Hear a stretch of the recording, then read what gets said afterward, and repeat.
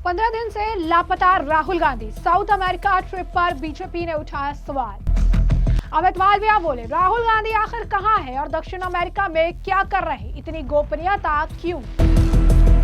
कांग्रेस पर भड़के संबित पात्रा का पाकिस्तान को ऑक्सीजन देती है कांग्रेस। नमस्कार, मैं जमेशा, स्वागत है आप सभी का हमारे चैनल। भाजपा ने आज कांग्रेस नेता राहुल गांधी की दक्षिण अमेरिका यात्रा पर सवाल उठाए हैं। वो 26 सितंबर से वहां है।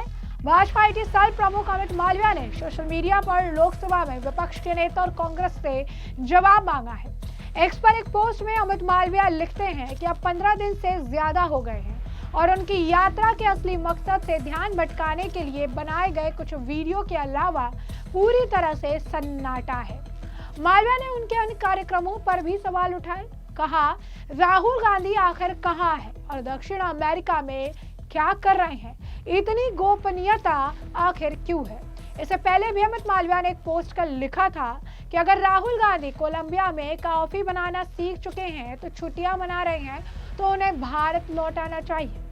बिहार चुनाव की घोषणा हो चुकी है। 1 महीने से भी कम समय में मतदान शुरू हो जाएगा। महागठबंधन फिर हारेगा और हमेशा की तरह कांग्रेस अपने लापता नेता को छोड़कर सबको दोष देगी। आपको बता दें कि राहुल गांधी की इस विदेश यात्रा को लेकर समय समय पर जब वो विदेश चले जाते हैं, लंबे समय तक गायब हो जाते हैं, इसे लेकर कई बार कई नेताओं द्वारा सवाल जो है उठाया गया है। इससे पहले भाजपा के सांसद निशिकांत दुबे ने भी 10 वर्षों में राहुल गांधी के विदेश दौरों की जांच की मांग की थी। भाजपा सांसद ने 7 अक्टूबर को ये कहा था कि राहुल गांधी समेत किसी भी सांसद को अध्ययन दौरे पर जाने के लिए सरकार से किसी अनुमति की आवश्यकता नहीं होती है। लेकिन राजीव गांधी की सरकार के दौरान 2 केंद्रीय मंत्री, ग्रामीण विकास राज्य मंत्री चंदूलाल चंद्राकर और खाद्य और नागरिक आपूर्ति राज्य मंत्री KP सिंहदेव और स्टेट इलेक्ट्रॉनिक्स आयोग के अध्यक्ष MS संजीव राव को जासूसी के मामले में नामजद होने के कारण इस्तीफा देना पड़ा था।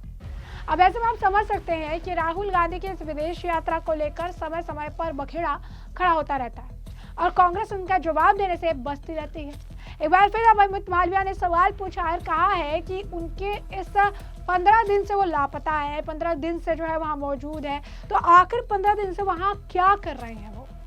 कांग्रेस इन सवालों का जवाब क्यों नहीं देती है? आखिर उनके इस ट्रिप के पीछे का कारण क्या है? इसकी जानकारी क्यों किसी से भी साझा नहीं की जाती है?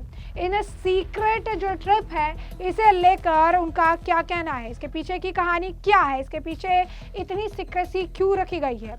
अमित मालविया के पोस्ट पर आम जनता का भी रिएक्शन देखने के लिए मिला। आम जनता ने भी राहुल गांधी की यात्राओं को जो है काफी ज्यादा संदेह की नजरों से देखा और ये कहा कि राहुल गांधी जो है वो जिस तरीके से सारी चीजें कर रही हैं ये संगीत है। एक व्यक्ति ने तो ये भी कहा कि रॉ एजेंट्स को उनके साथ उनके पीछे भेज देना चाहिए ताकि वो उन्हें रंगे हाथ पकड़ सके, क्योंकि वो एंटी इंडियन है और वो एंटी इंडियन एक्टिविटीज में इन्वॉल्व है। लिखा कि क्या वो ISIS से मिल रहे हैं, क्या चाइनीज एजेंट से मिल रहे हैं, क्या क्रिश्चियन कन्वर्जन माफिया से मिल रहे हैं, या फिर वो किसी तरीके से भारत में अराजकता फैलाने के लिए कोई और काम कर रहे हैं। इन सभी का जवाब जो है देना ही चाहिए। यानी अगर आप देखेंगे तो अमित मालविया के इस पोस्ट पर लगातार जो है लोगों के रिएक्शंस आ रही हैं और यही लोग लिख रहे हैं कि ये तो सही बात है कि अब जनता जो है जवाब मांग रही है, देश जवाब मांग रहा है कि राहुल गांधी साउथ अमेरिका गए हुए हैं और इतना ज़्यादा इसे लेकर मिस्ट्री क्यों बना हुआ है, इसे लेकर इतना ज़्यादा सब कुछ छुप छुपा कर क्यों हो रहा है। 15 दिन हो गया है और अभी तक हमने बस कुछ वीडियोज़ ही देखे हैं जो अटेंशन हटाने के लिए हो रही है, लेकिन जनता जो है उनको ट्रांसपेरेंसी चाहिए, पारदर्शिता चाहिए। आखिर लीडर ऑफ ऑपोजिशन कहाँ है और आखिर उनका जो ये पर्पस क्या है उस विजिट को लेकर, आखिर इसके जो ये चुपचाप एकदम सीक्रेसी मेंटेन कर रही है, कई सारे सवालों को जन्म दे रहा है। दूसरी तरफ बीजेपी प्रवक्ता संबित पात्रा ने अब कांग्रेस के जयराम रमेश पर रूस पाकिस्तान रक्षा सौदे पर गलत जानकारी फैलाने का आरोप लगाया। पात्रा ने इसे G20 जैसे सम्मेलनों से पहले भारत की छवि खराब करने की कोशिश बताया। रूस ने ऐसे किसी भी सौदे से इनकार किया है। कांग्रेस पर तीखा हमला करते हुए बीजेपी सांसद और प्रवक्ता संबित पात्रा ने जयराम रमेश पर जमकर निशाना साधा। कहा, जयराम पर सूचना युद्ध के पाकिस्तान को ऑक्सीजन देने के लिए गलत जानकारी फैलाने का आरोप लगाया। पात्रा ने कहा कि रूस पाकिस्तान रक्षा सौदे को लेकर रमेश का ट्वीट बड़े अंतर्राष्ट्रीय शिखर सम्मेलनों से पहले भारत की छवि खराब करने की एक बड़ी कोशिश का हिस्सा है।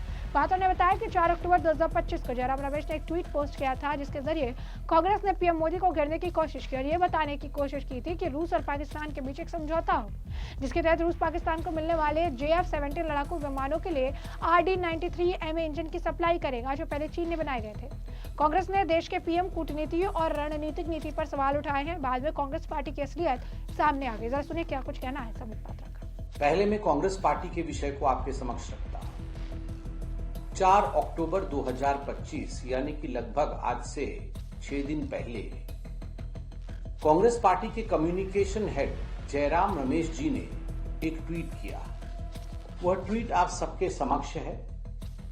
मैं बहुत लंबा ट्वीट है, आप देख सकते हैं कि बहुत लंबा ट्वीट है। मैं इतना बड़ा ट्वीट पढ़ूंगा नहीं, उसका कुछ पोर्शन पढ़ता हूं। The Modi government must explain why Russia, once India's most reliable strategic ally, has chosen to ignore New Delhi's appeal and proceed with supplying advanced RD-93MA engines to Pakistan's fleet of Chinese-made JF-17 fighter jets.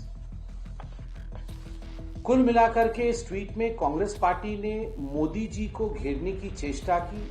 देश के प्रधानमंत्री को घेरने के चेष्टा में उन्होंने यह दिखाने का प्रयास किया कि रशिया और पाकिस्तान एक अंडरस्टैंडिंग में पहुंचे हैं और रूस और पाकिस्तान के बीच एक मसौदा, एक ट्रीटी साइन हो रहा है, जिसमें कि पाकिस्तान के पास जो JF-17 फाइटर जेट्स हैं जो चीन में निर्मित हुए हैं, उसके लिए रशिया उन्हें RD-93MA इंजन सप्लाई करेगी।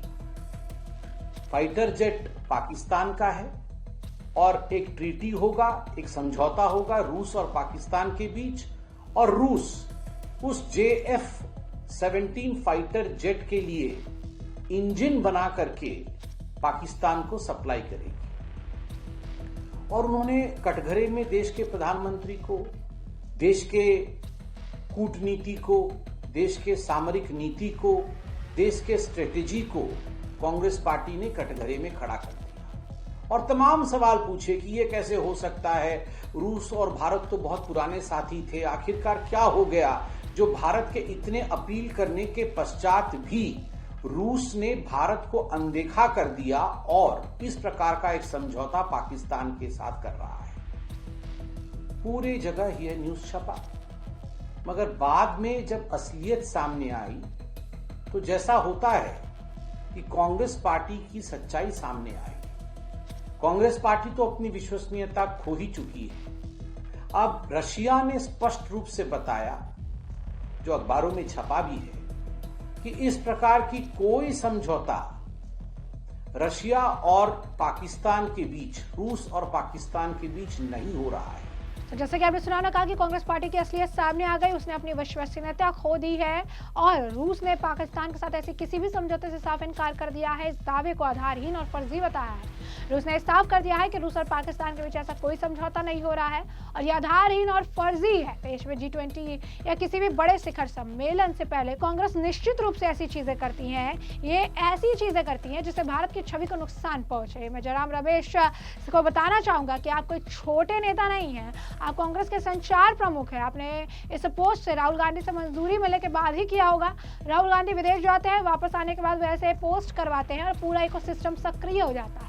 आप सूचना युद्ध में पाकिस्तान को ऑक्सीजन देते हैं। तो इसमें हमने आपको जो पूरा मामला है विस्तार से बताया, संबित पात्रा का अपने बयान भी सुनाया और इस मामले पर अब आप जो रहेंगे कमेंट सेक्शन में कमेंट करके जरूर से जरूर साझा करिएगा।